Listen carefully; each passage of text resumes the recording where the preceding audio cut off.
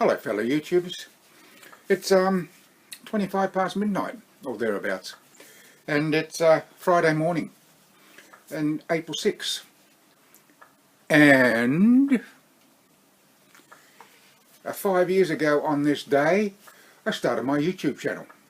So yes, I've had my channel now for 5 years, and I have mentioned this before, but I'm going to say it again. I initially started the channel with the help of my son, who did the recording and the editing at the time, to promote my first self-published novel, Aggravation. And I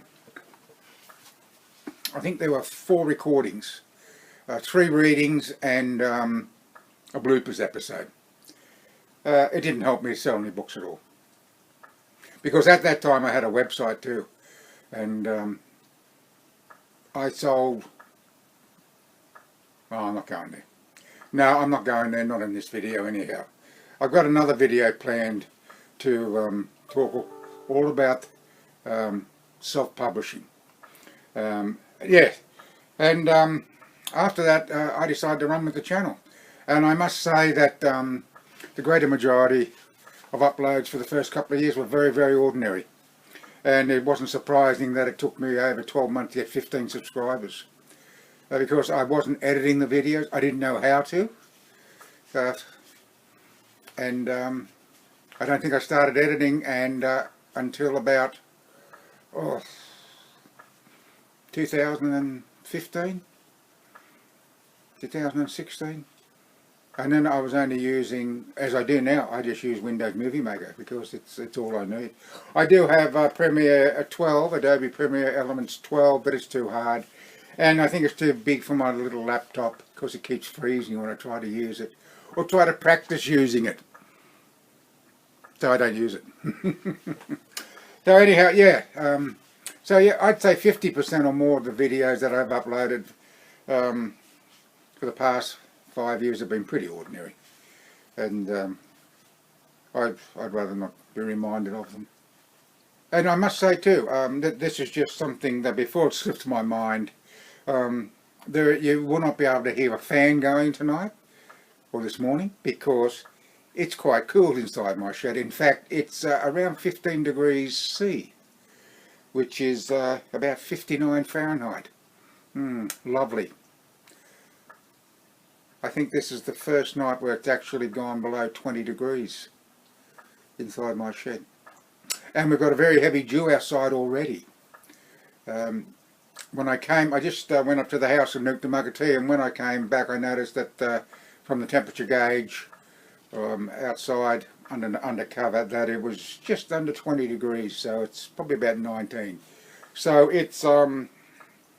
it's about 4 degrees cooler inside my shed. It's always hotter inside my shed, and it's always cooler inside my shed, and it won't be long before I'll have my little butane gas heater going. It helps a lot. I also put a rug over my legs too, because I always wear shorts. I wear shorts 365 days a year, except when I go camping during the winter. Sometimes I'll have shorts on if the weather warms up, but most of the time I'll wear a pair of track pants, or sometimes it might be overalls. Right, anyhow, I'm rambling on again. I'm going to have a sip of my tea. Oh, it's hot, but it's good. I got the light over here. That could be a bit hotter actually. Cool down a bit quicker because it's cooler. And I have got it. I've got it under a cozy. It's a beanie.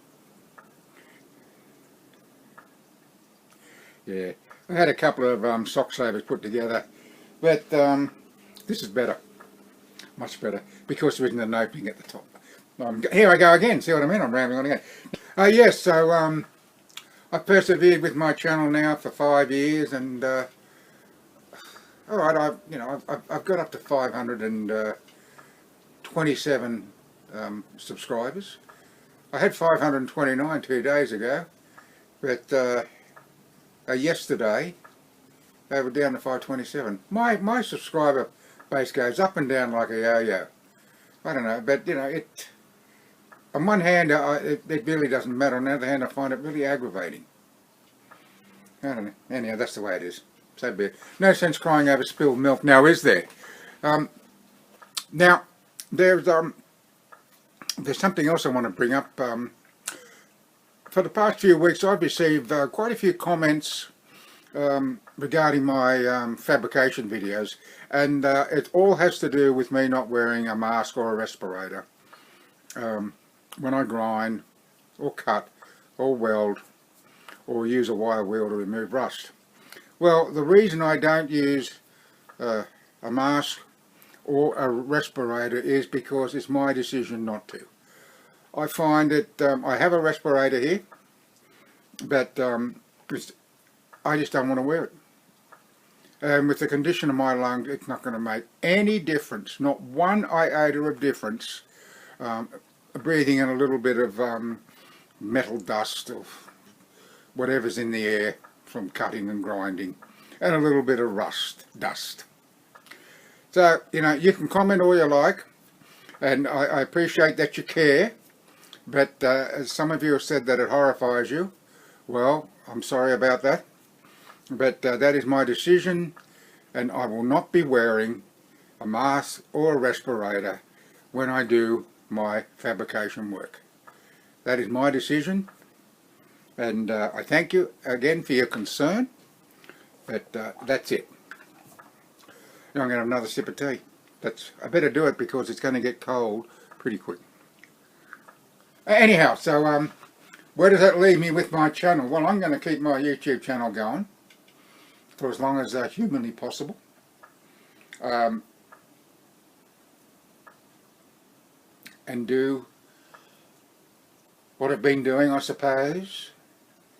And I'll be doing some other things as well. I know that doesn't explain things very well, does it? No, it doesn't. But anyhow, I don't know really from one day to the next what I'm going to do. Things just pop into my head and I do it.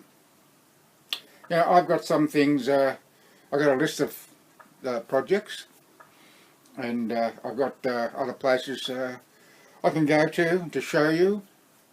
And I've got my emphysema challenge, and I've got a couple of short films I want to make. One I've been planning now for about 18 months. A short supernatural film, and I haven't got around to doing it. I started it, but then I think a bad weather set in and I just couldn't do it. I have to record it outside, out of doors, but I couldn't because it was so wet. And the ground was so wet after it cleared, and being on the ground was part of the production set.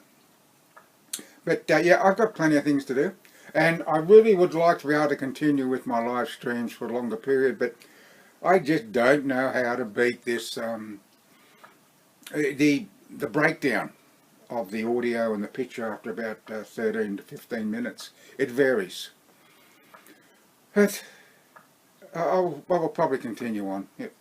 Maybe make it 12 minutes and then call it quits. There's been quite a few people who have been interested in my reading Saturdays and Ice Vovos, and I realised how bad my grammar was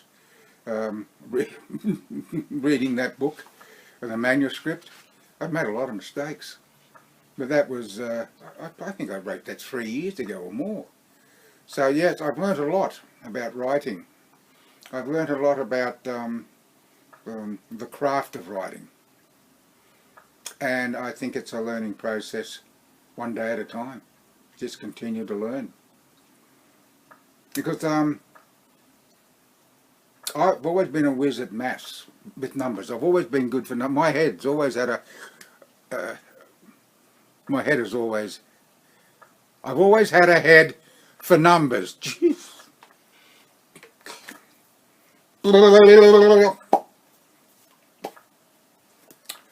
Yes, I've always had a head for numbers, but English at school, I was no good at English.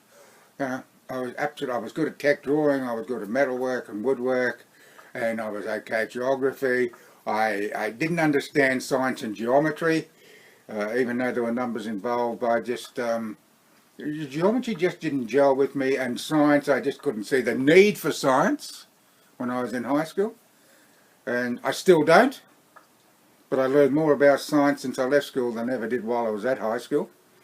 And English, I was hopeless at English. Didn't know the difference between a verb and a noun and an adjective, and you know, and go on and on and on.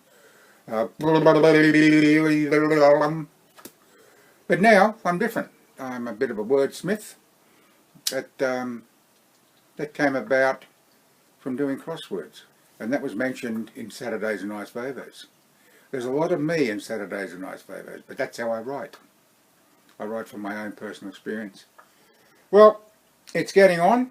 Holy smoke, it's nearly 1:45. And I'm going to say thank you very much for watching.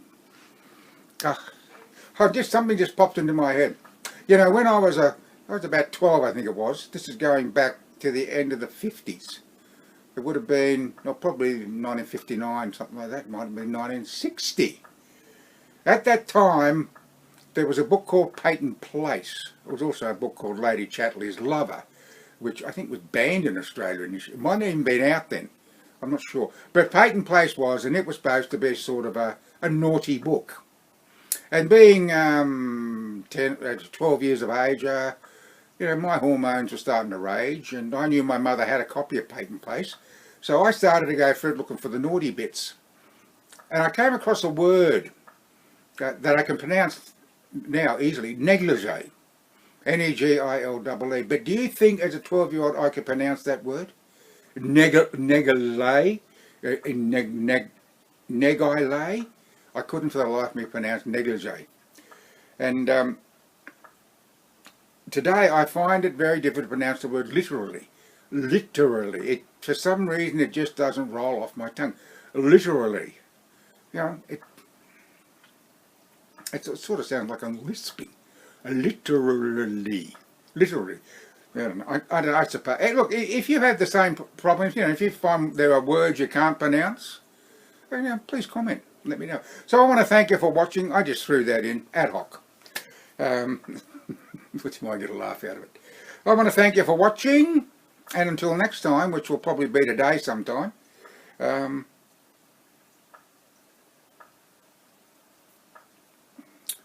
Bye for now. Bye for now. Toodles. Au revoir. Adieu. Adios muchachos.